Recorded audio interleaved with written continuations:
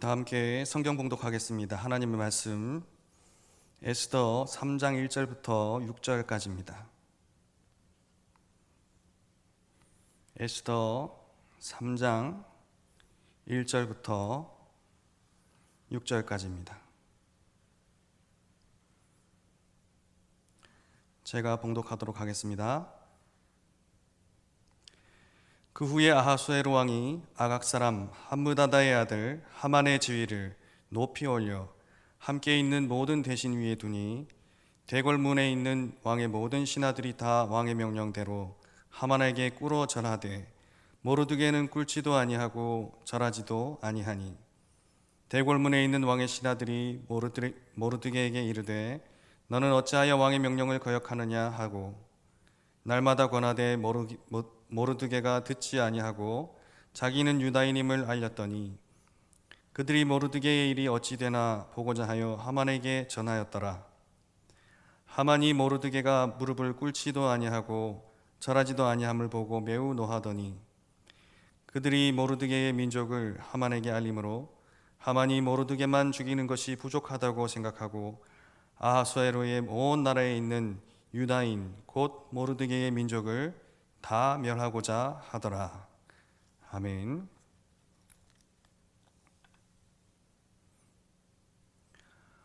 어린이용 애니메이션의 아주 재미있는 장면을 보았던 기억이 납니다.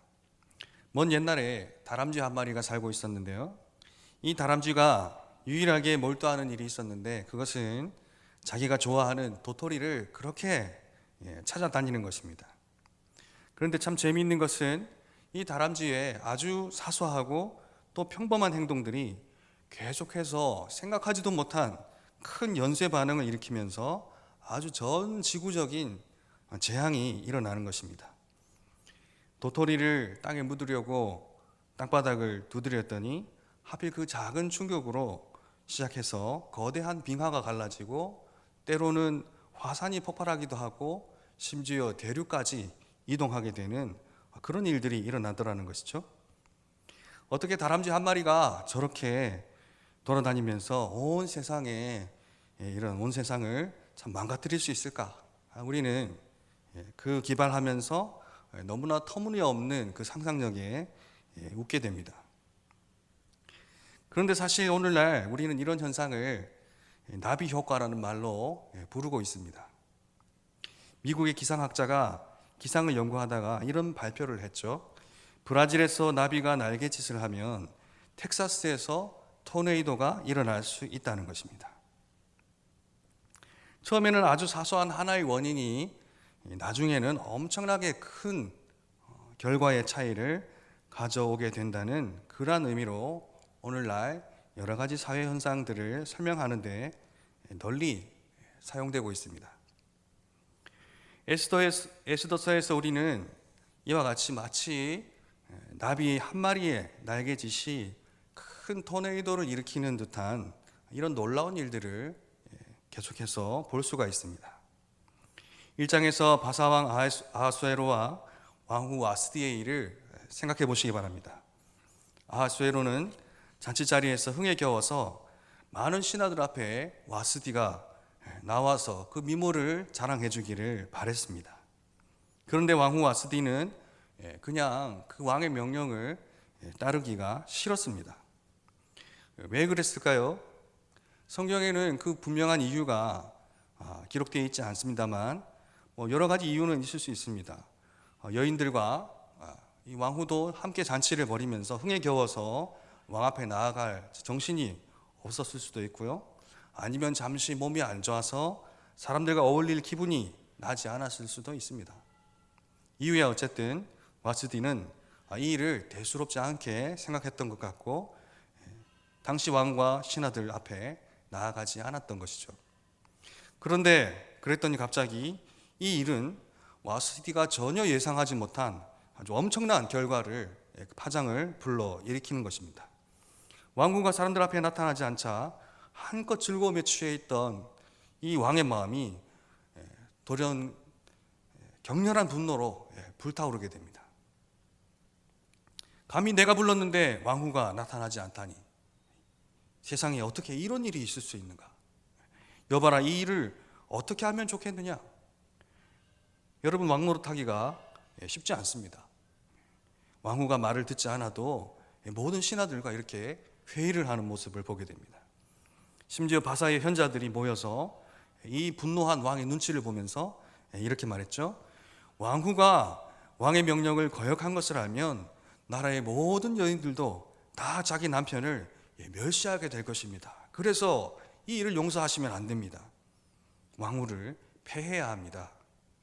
사람들은 와스디의 사소한 행동에 너무나 큰 의미를 부여하고 그것을 아주 과장해서 해석하며 한 여인의 실수를 국가적인 큰 문제거리로 만들어버렸습니다. 왕에게 한 번 얼굴을 보이지 않았다고 쫓겨나게 될 줄 누가 알았겠습니까? 몰랐겠지만 그러나 와스디는 폐위되고 말았습니다.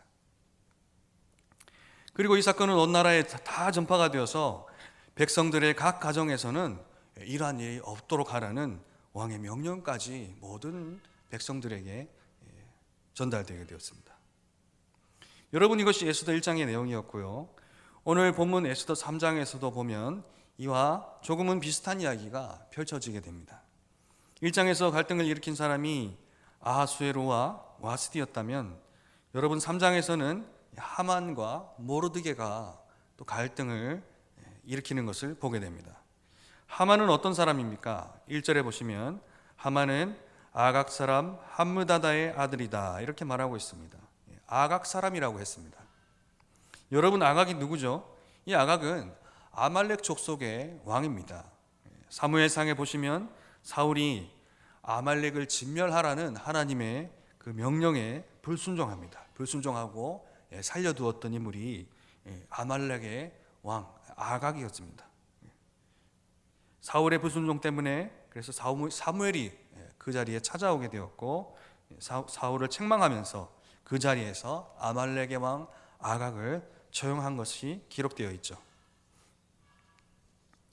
그런데 그 아각의 후손인 하만이 오랜 세월 뒤에 성경에 등장하는 것입니다. 그것도 왕에게 크게 신임을 받는 가장 높은 신하로 등장하게 됩니다. 왕이 하만을 얼마나 귀하게 여겼는지 모든 신하들은 하만에게 꿇어서 절하라 이렇게 명령을 내렸습니다. 그렇다면 여러분, 모르드게는 어떤 사람입니까? 모르드게는 베냐민의 자손이고 기스의 증손이고 이렇게 나아갑니다. 즉 여러분, 사울의 후손입니다. 그러니까 그 조상의 때에 서로 전쟁했던 사울의 후손과 아각의 후손이 지금 오랜 세월 뒤에 고향에서 멀리 떨어진 이 바사 왕국에서 만난 것입니다. 뭔가 어딘가 이 만남의 첫 시작에서부터 불편한 것을 우리는 느끼게 됩니다. 그런데 여러분, 아니나 다를까 왕의 모든 신하들이 왕의 명령대로 하만에게 절을 하는데 유독 모르드게만큼은 하만에게 무릎 꿇지도 않고 절을 하지도 않더라는 것입니다. 모르드게의 이 이상한 태도에 모든 사람들이 당황했을 것입니다. 사람들이 모르드게에게 묻습니다. 너는 어찌하여 왕의 명령을 거역하느냐? 여러분, 왕의 명령을 거역하느냐? 왕의 신하들에게 왕의 명령은 최고의 권위가 아니겠습니까? 그런데 그것을 거역한다는 것은 지금 이 자신이 죽음을 각오한다는 뜻이 아니겠습니까? 그때 모르드게는 이렇게 사람들에게 대답을 했습니다. 저는 유대인입니다. 자신이 유대인이라고만 말을 한 것입니다. 여기서 우리가 알 수 있는 것은 모르드게가 하만에게 절하지 않았던 그 이유가 개인적인 어떤 악감정 같은 것이 아니고 유대인이라는 그 자신의 소속입니다. 유대인이라는 자신의 그 민족적인 정체성을 그가 가지고 있었고 거기에 충실하기 원했다는 것입니다. 어쩌면 그는 유대인으로서 하나님께서 미워하시고 과거에 진멸하라고 명령하셨던 그 아말렉 사람을 섬길 수 없다고 생각했을 수도 있습니다. 또는 하나님 외에는 어떤 사람에게도 절하지 않기로 그 스스로 결단했을 수도 있습니다.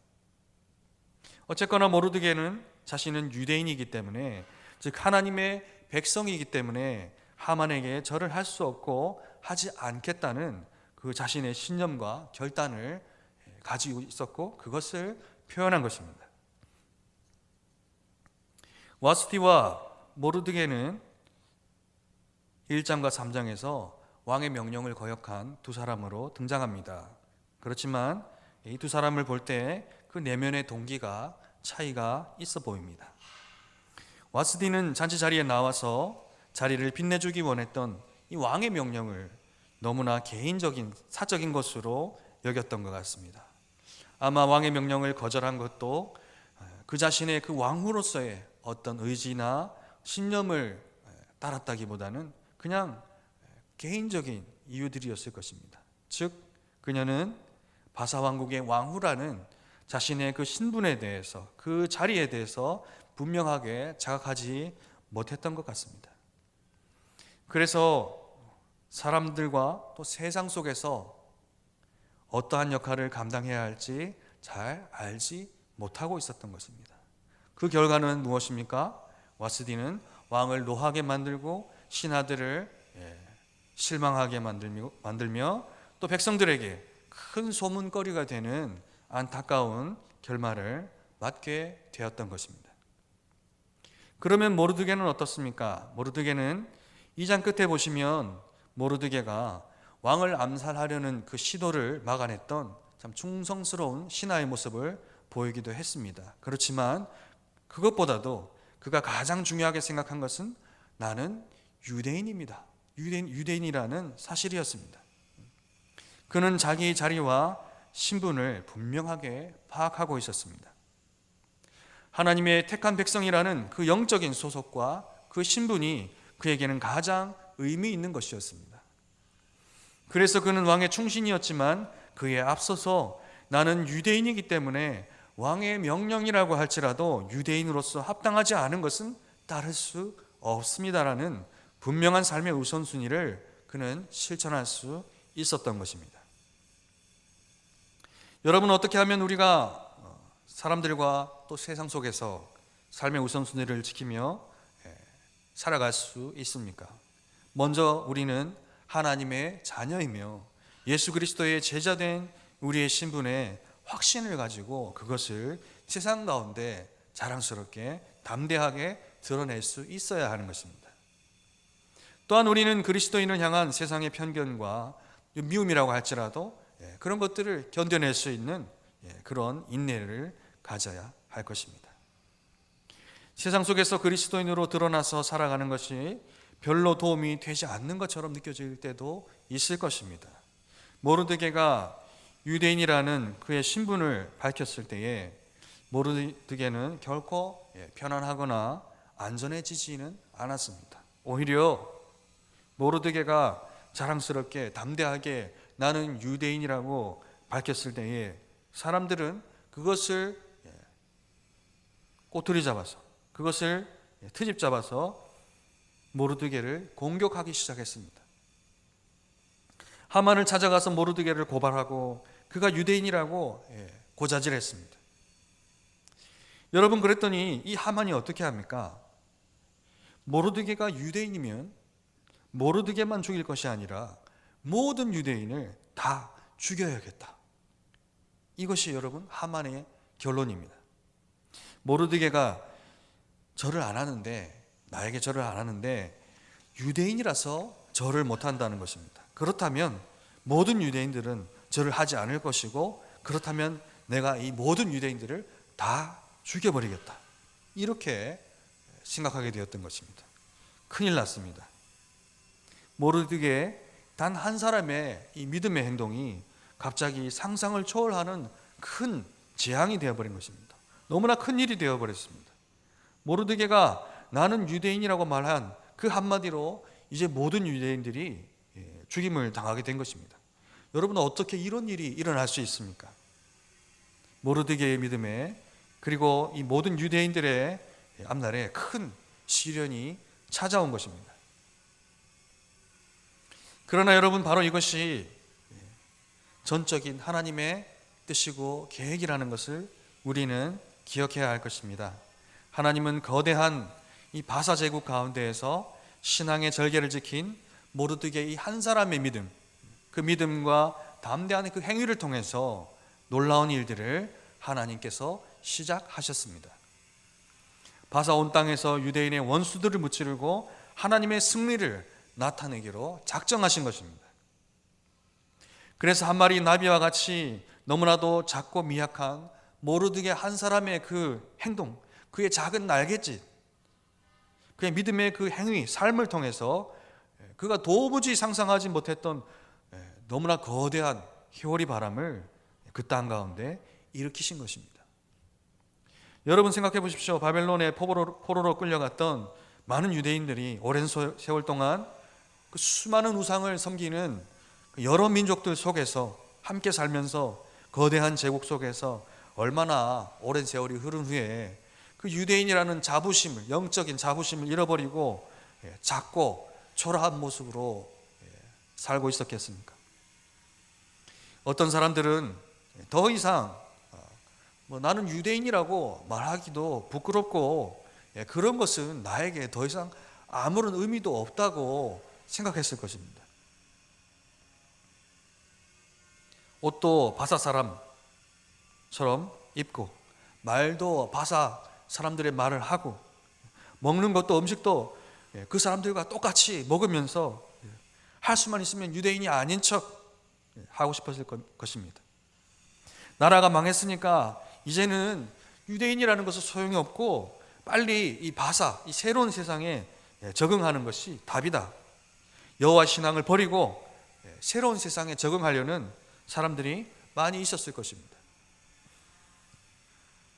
또는 여호와 신앙을 지키지만 너무 소심하게 위축되어서 살아가는 그런 백성들도 있었을 것입니다.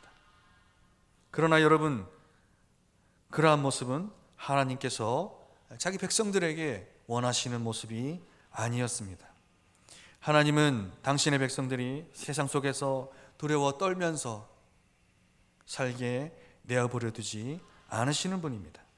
하나님은 모르드게처럼 담대한 믿음의 사람을 통해서 이스라엘의 위대한 승리를 주시려고 큰 일을 준비하시고 시작하시는 분이심을 오늘 우리는 보게 되는 것입니다.